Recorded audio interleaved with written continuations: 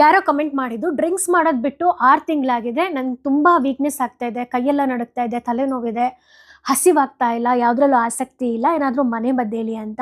First of all ನಿಮ್ಮ ಡೆಡಿಕೇಶನ್ಗೆ ads of.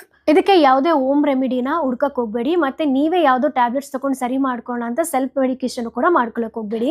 ಅದಕ್ಕೆ ಬದಲಾಗಿ ಯಾರು ಜನರಲ್ ಡಾಕ್ಟರ್ನ ಹುಡುಕಿ ಅಥವಾ ನರ್ವ್ ಡಾಕ್ಟರ್ನ ಹುಡುಕಿ ಆಯ್ತಾ, ಅವ್ರನ್ನ ಭೇಟಿ ಮಾಡಿ. ಇಲ್ಲಿ ಹೋದಾಗ ವಿಟಮಿನ್ಸ್ ಅಂತ ಬಂದ್ರೆ ವಿಟಮಿನ್ B1, B12 ಮತ್ತೆ ವಿಟಮಿನ್ D3ನ ಟೆಸ್ಟ್ ಮಾಡಕ್ ಹೇಳ್ತಾರೆ. ಅದ್ರ ಜೊತೆಗೆ ಎಲೆಕ್ಟ್ರಾನ್ ಮತ್ತೆ ಮಿನರಲ್ಸ್ ನ ಚೆಕ್ ಮಾಡಿಸ್ತಾರೆ. ಮೆಗ್ನೀಷಿಯಂ ಮತ್ತೆ ಸೋಡಿಯಂ ಮತ್ತೆ ಪೊಟ್ಯಾಷಿಯಂ ಟೆಸ್ಟ್ ಮಾಡಕ್ ಹೇಳ್ತಾರೆ. ಅದ್ರ ಜೊತೆಗೆ ಲಿವರ್ ಹೆಲ್ತ್ನು ಕೂಡ ಚೆಕ್ ಮಾಡ್ತಾರೆ. ಲಿವರ್ ಫಂಕ್ಷನ್ ಟೆಸ್ಟ್ ಅಂತ ಬರುತ್ತೆ ಅದನ್ನ.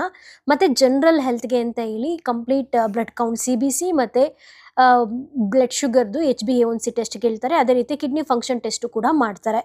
ಈ ಟೆಸ್ಟ್ ಮಾಡಿದಾಗ ಖಂಡಿತ ನಿಮ್ಮ ದೇಹದಲ್ಲಿ ಏನಾದರೂ ಒಂದು ಡೆಫಿಷಿಯನ್ಸಿ ಇದ್ದೇ ಇರುತ್ತೆ. ಅವಾಗ ಡಾಕ್ಟರ್ ಏನು ಮಾಡ್ತಾರೆ, ನಿಮ್ಮ ನರ್ವ್ಸ್ ಅಥವಾ ಅದಕ್ಕೆ ಸಂಬಂಧಪಟ್ಟಂತೆ ಯಾವುದಾದ್ರೂ ಒಂದು ಟ್ಯಾಬ್ಲೆಟ್ ಕೊಡ್ತಾರೆ. ಅದ್ರ ಜೊತೆಗೆ ಒಂದಷ್ಟು ಸಪ್ಲಿಮೆಂಟ್ ಕೊಡ್ತಾರೆ.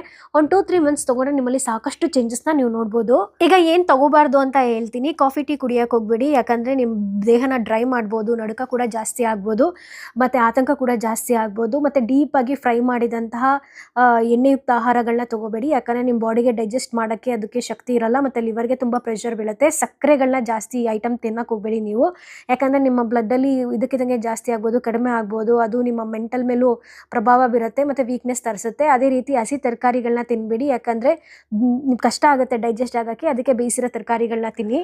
ಬಾಡಿನ ಹೈಡ್ರೇಟ್ ಮಾಡಿಡ್ಲಿಕ್ಕೆ ಮಜ್ಜಿಗೆ, ಎಳ್ನೀರು, ಸೂಪು ಮತ್ತು ಸೋರೆಕಾಯಿ, ಕುಂಬಳಕಾಯಿ ಬೇಯಿಸಿರೋದನ್ನ ತಿನ್ನಿ. ಮತ್ತು ನಿಮ್ಮ ನರಕ್ಕೆ ಸಪೋರ್ಟ್ ಮಾಡುವಂಥ ಫುಡ್ಗಳು ಅಂದರೆ ಕಾಳುಗಳು, ಬೇಳೆಕಾಳು, ಅದರಲ್ಲೂ ಹೆಸರು ಬೇಳೆ, ಆಮೇಲೆ ಹಸಿರು ಸೊಪ್ಪುಗಳು, ಹಾಲು, ಮೊಸರು ಮತ್ತು ನೆನೆಸಿರುವಂತಹ ಬಾದಾಮಿ, ವಾಲ್ನಟ್ಗಳನ್ನ ತಿನ್ನಿ. ಹೆಲ್ತಿ ಫ್ಯಾಟ್ ಅಂತ ಬಂದರೆ A2 ಕೌಗಿದ್ದು ತುಪ್ಪನ ತಿನ್ನಿ.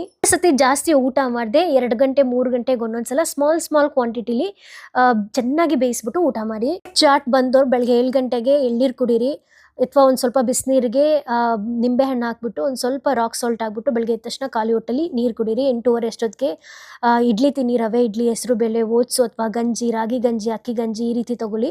11 ಗಂಟೆ ಅಷ್ಟೊತ್ತಿಗೆ ಮೋಸಂಬಿ ಜ್ಯೂಸ್ ಅಥವಾ ದಾಳಿಂಬೆ ಹಣ್ಣು ಜ್ಯೂಸು ಅಥವಾ ಬಾಳೆಹಣ್ಣು ತಿನ್ನಿ. 1:30 ಅಷ್ಟೊತ್ತಿಗೆ ಸಾಫ್ಟಾಗಿರೋ ಅನ್ನ, ಹೆಸರು ಬೇಳೆ ಅಥವಾ ಮಸೂರ್ ದಾಲ್, ಸೋರೆಕಾಯಿ ಮತ್ತು ಹೀರೆಕಾಯಿ, ಕುಂಬಳಕಾಯಿ ಸಾಂಬಾರುಗಳು ಅಥವಾ ಅದರ ಪಲ್ಯಗಳು ತಿನ್ನಿ. ಮಜ್ಜಿಗೆ, ಮೊಸರು ತಗೊಳ್ಳಿ. 4:15 ಅಷ್ಟೊತ್ತಿಗೆ ಕ್ಯಾರೆಟು ಮತ್ತು ಟೊಮಾಟೊ, ಪಾಲಕ್ ಸೂಪ್ಗಳನ್ನ ತಗೊಳ್ಳಿ. ಮತ್ತು ರೋಸ್ಟೆಡ್ ಮಕಾನ ತಿನ್ನಿ, ಇಲ್ಲಾಂದರೆ ಬಾದಾಮಿ ನೆನೆಸಿರೋದನ್ನ ತಿನ್ನಿ. ಸಂಜೆ ರಾತ್ರಿ 7:30 ಅಷ್ಟೊತ್ತಿಗೆ ಸಾಫ್ಟಾಗಿ ಕಿಚಡಿ ಮಾಡ್ಕೊಳ್ಳಿ.